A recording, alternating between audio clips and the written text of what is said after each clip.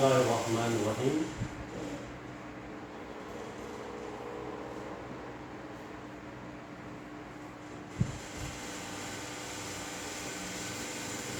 अजीज तलबा व तालिबात, हम लोग BA, BSc व BCom सेकेंड ईयर SL के मुतालिक गुफ्तगू कर रहे थे।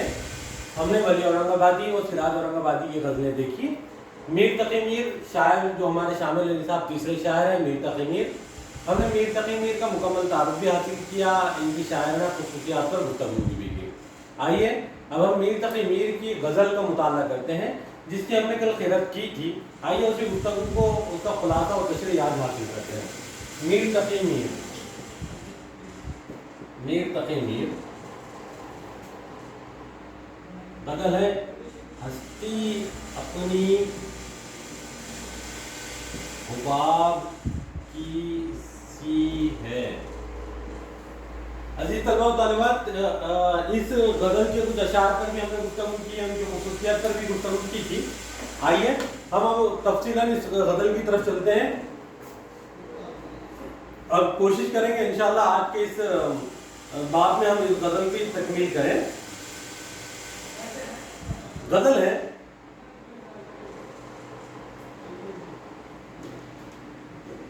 हस्ती अपनी हुबाब की सी है, ये नुमाइश सुराब की सी है, नाज की इसके लब की क्या कहिए, पंखुड़ी एक गुलाब की सी है, चश्मे दिल खोल इस भी आलम पर, यहाँ की औकात ख्वाब की सी है, बार बार इसके दर पे जाना हो, बार बार इसके दर पे जाता हूँ, हालत अब इस तराब की सी है, नुक्ते काल से तेरा अबरू बैदे के इंतखाब की सी है, मैं जो बोला कहाँ की ये आवाज़ इस खाने खराब की है, आतिशे गम में दिल भुना शायद देर से बू कबाब की सी है, देखिए अब्र की तरह के मेरी चश्म पुर आब की सी है, मेरी नीम बाग आंखों में सारी मस्ती शराब की सी है। अजीज तलबा व तालिबात, ये गज़ल का हमने अभी क़िरात की। अगर ये गज़ल को पूरी तरह हम गज़ल के पन पे परखें तो खुदाए सुक्न मीर तकी मीर की ये गज़ल मतला, काफिया, रदीफ, औज़ान, बहार और मक़ते के एतबार से एक मुकम्मल और जामा गज़ल है। मीर तकी मीर को यासियत का इमाम भी कहा जाता है, खुदाए सुक्न भी कहा जाता है। मीर तकी मीर की ज़िंदगी मुस्तक़िलन बहुत ही तंगदस्ती में और परेशानियों में गुजरी है। बचपन में वालिद के इंतकाल, घर से निकलना, सौतेले भाई की तकलीफ, खालू के घर से हकाने जाना, आगरा से दिल्ली, फिर दिल्ली से आगरा और फिर आगरा से दिल्ली और दिल्ली से लखनऊ का सफ़र, ये मीर तकी मीर की ज़िंदगी की तगोदों को ज़ाहिर करता है। इनकी ज़िंदगी के अंदर जो कुछ परेशानियाँ आई, इन सब की अक्कासी ये सारे हालात करते हैं। आइए हम मीर तकी मीर के अशार को और इस गज़ल को समझने की कोशिश करते हैं कि मीर ने ज़िंदगी का नक्शा, अपनी ज़िंदगी के हालात और अपनी कैफियत को, अपनी खुद भी आप बीती को किस तरीके से बयान किया। गज़ल मुँह बोलती तस्वीर है।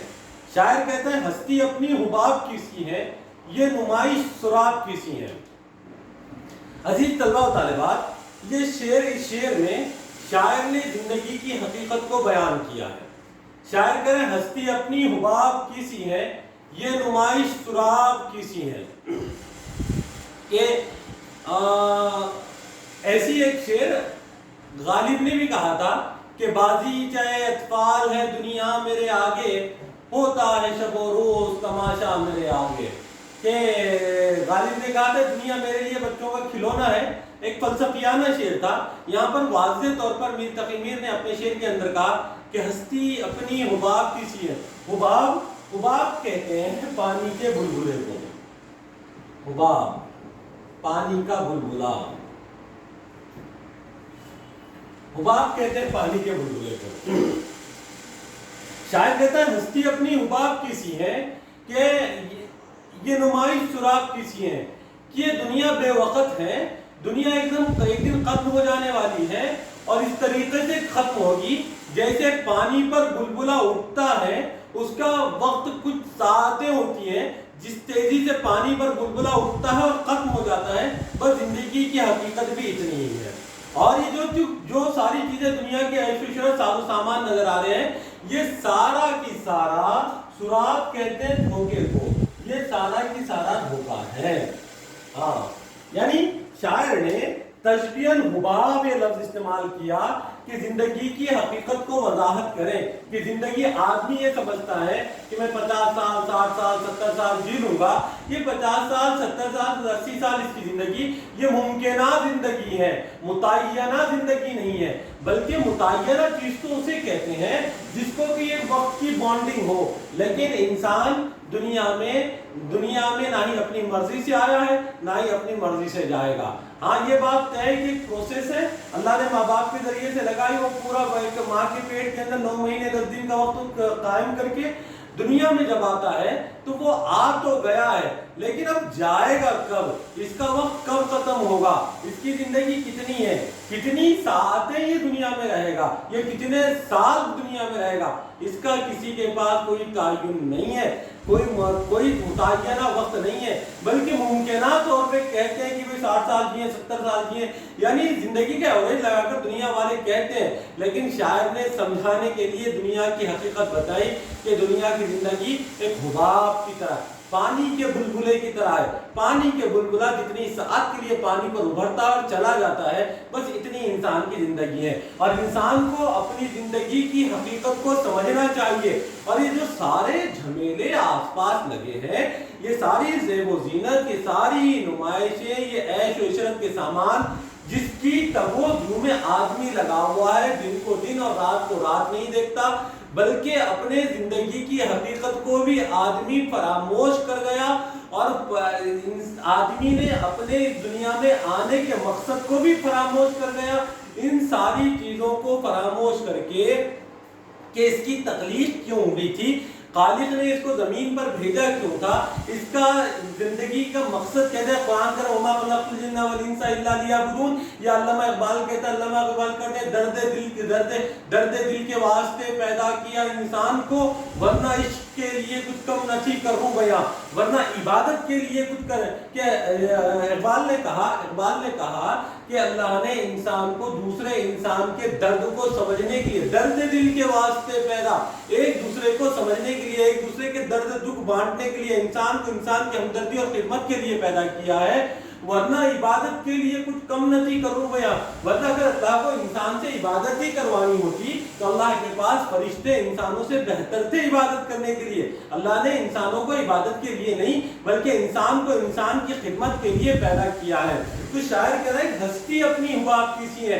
اے انسان تیری عقل، تیرا فہم، تیری سوچ، تیرا گھمنڈ، ساری چیزیں بالکل یہاں پانی کے بلبلے کے مانند ہے، اور جن چیزوں کے اندر تو لگا ہے یہ سب کا سب دھوکا ہے، سراب، زندگی اپنی حباب کی سی ہے، یہ نمائش سراب کی، یہ سارے جھمیلے سراب ہے، یہ زندگی حقیقت نہیں بلکہ اچانک سے کب ختم ہو جائے، اور یہ زندگی کے معاملے کس وقت آ کے فل اسٹاپ لگ جائے، اس کا دنیا میں کسی کے پاس کوئی متعینہ وقت نہیں ہے۔ ممکنات میں انسان جیتا ہے، زندگی اپنی حباب کی سی ہے، یہ نمائش سراب کی سی ہے کہ آدمی جن چیزوں کو متعین سمجھتا ہے وہ متعین نہیں بلکہ ایک حباب پانی کے بلبلے کی طرح زندگی ہے، اور یہ ساری زندگی کے عیش و آرام اور عشرت سب دھوکا ہے۔ اور قرآن بھی کہہ رہا ہے انسانوں تم کو یہ دنیا دھوکے میں نہ ڈال دے کہ تم یوں سمجھو کہ تم ہمیشہ کے لیے یہاں آئے ہو، بلکہ انسان ہمیشہ کے لیے دنیا میں نہیں،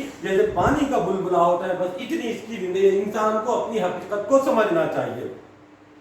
اگلا شعر ہے نازکی اس طلب کی کیا کہیے، پنکھڑی ایک گلاب کی سی ہے۔ عزیز طلبہ و طالبات، یہ شعر کے پیچھے کا ایک واقعہ ہے، میں آپ کو یہ خالص غزل کا شعر ہے، इस शेर की नज़ाकत भी समझा दूं और इस शेर के पीछे का एक वाकया भी समझा दूं। अख्तरुल ईमान जो उर्दू के एक बहुत बड़े शायर गुजरे हैं, अख्तरुल ईमान के एक दोस्त थे जो मुसव्विर थे, अब जहन में मेरे उनका नाम नहीं है, हैदराबाद के बड़े शायर हैं, मुसव्विर भी थे, और दोनों में एक दिन बात चली। मीर तकी मीर की गजल मौज़े बहस थी। शायर ने कहा कि वो मुसव्विर ने कहा कि तुम्हारी शायरी में क्या रखा है, सिर्फ लफ्जों का गोरख धंधा है, और हमारी मुसव्विरी ऐसी है कि बेजान चीज में हम रूह फूक देते हैं और ऐसी लगती है जैसे वो अभी बातें करने लगे। तो अख्तरुल ईमान ने कहा था कि अच्छा तुम्हारी मुसव्विरी इतनी ताकतवर है। कहा कि ये जो मिसरा है, पंखड़ी एक गुलाब की सी है, इसको आप मुसव्विरी कर दीजिए। तो उन्होंने कहा कि कोई बात नहीं। उन साहब ने, उन मुसव्विर साहब ने इतनी खूबसूरत गुलाब की पंखड़ी बनाई, उसकी नज़ाकतों का, उसकी कलर शेडिंग का, सब चीजों का इतना ख्याल रखा कि जिस वक्त तो फूल की पंखड़ी कागज पर आई, मानो यूं लगता था कि बिल्कुल हकीकी पंखड़ी वहां पर रखी हो, मुसव्विरी नहीं बल्कि हकीकी फूल और हकीकी फूल की पंखड़ी वहां रखी हो। तो शायर साहब बड़े सब लोगों को बता कर आए, सब लोगों ने बड़ी तारीफ की, भाई ऐसी ऐसी तस्वीर बना दी, जिंदा जावीद कर दिया। वो अख्तरुल ईमान के पास आए, अख्तरुल ईमान से कहा कि देखिए अख्तर भाई, आपने तो बड़े दावा किया था, लोग मेरी इस मुसव्विरी के ऊपर अशश कर उठे हैं, देख लीजिए आपकी शेर को मैंने किस तरीके से मुसव्विरी में डाल दिया, बल्कि आपके शेर बेजान से लगते हैं, लेकिन मेरी मुसव्विरी कुछ इस तरीके से कि मानो हकीकत के रंग लिया हो। अख्तरुल ईमान ने कहा कि अच्छा दिखाइए।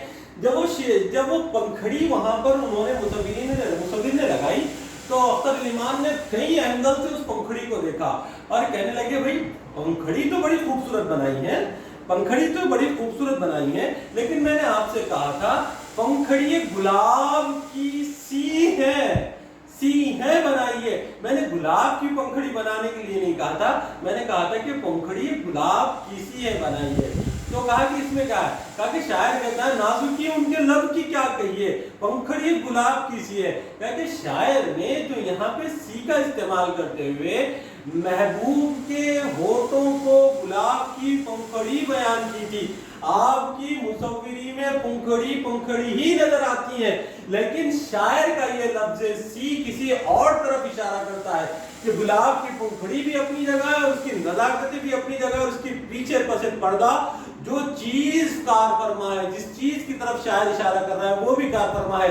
आपकी पंखड़ी के पसे पर्दा, मुझे बताइए कोई ऐसा तासुर पैदा होता हो जो उस तरफ ले जाए। मुसव्विर ने सर को हाथ मारे, कहने लगे, कहा कि हाँ शायरी कमाल की चीज है। ये शेर नाजुकी उनके लब की क्या कहिए, पंखड़ी गुलाब की से। शायर अपने महबूब की तारीफ और अपने महबूब के हुस्न की तारीफ और खुसूसियत से अपने महबूब के होठों की तारीफ करके कह रहा है कि नाजुकी उनके लब की क्या कहिए, कि मैं अपने महबूब की होठों की नजाकत, लब कहते हैं होठ को, लब कहते हैं होठ को, मैं उनकी खूबसूरती क्या बयान, नाजुकी उनकी नाजुक अंदामी, उनके नाजुकी उनमें क्या बयान, नाजुकी उनके लब की क्या कहिए, मानो पंखड़ी एक गुलाब की सी है, उनके होंठ इतने नाजुक हैं जैसे पंखड़ी एक गुलाब की हो। शायर ने कहा, शायर ये खालिस गजल का शेर जहां पर शायर अपने महबूब की खूबसूरती का बयान कर रहा है कि नाजुकी उनके लब की क्या कहिए, पंखड़ी एक गुलाब की सी है। अगला शेर, चश्मे दिल खोल इस भी आलम पर, यहाँ की औकात ख्वाब की सी है। चश्मे दिल खोल इस भी आलम पर, यहाँ की औकात ख्वाब की सी है। शायर कह रहा है चश्मे दिल, चश्मे दिल, चश्मे दिल खोल, चश्मे दिल, दिल की आंख, चश्मे दिल खोल, दिल की आंख खोल कर देखो। हाँ कि आदमी, शायर का कहना है, शायर यहाँ कहता है कि आदमी ख्वाब गफलत में जी रहा है, आदमी ये समझ रहा है कि दुनिया हमेशा के लिए है और मैं हमेशा हमेशा यहाँ रहूंगा, और ये जो मेरी जिंदगी है, ये मेरी जिंदगी कभी खत्म होने वाली नहीं है, ये जो सारे ऐश व इशरत का सामान मेरे साथ है ये मेरे साथ ही रहेगा और ये मेरा अपना है। शायर कह रहा है कि इंसान ये ख्वाब गफलत से जाग, चश्मे दिल खोल, चश्मे दिल खोल इस भी आलम पर, कि दिल की आंखें खोल कर ये आलम को देख। जब दिल की आंखें खोल कर इस आलम को देखेगा तो तुझे मालूम होगा यहाँ की औकात ख्वाब की सी है, कि ये जिंदगी की औकात صرف اور صرف خواب کی ہے. جس طریقے سے خواب میں ہم دنیا کو دیکھتے ہیں، جو کچھ نظر آتا ہے آنکھیں کھلنے کے بعد سارا کی سارا اوجھل ہو جاتا ہے، سارا کی سارا غائب ہو جاتا ہے. شاعر نے چشم دل کھول اس عالم پر، چشم دل کھول اس بھی عالم پر، یہاں کی اوقات صرف ایک خواب کی سی ہیں.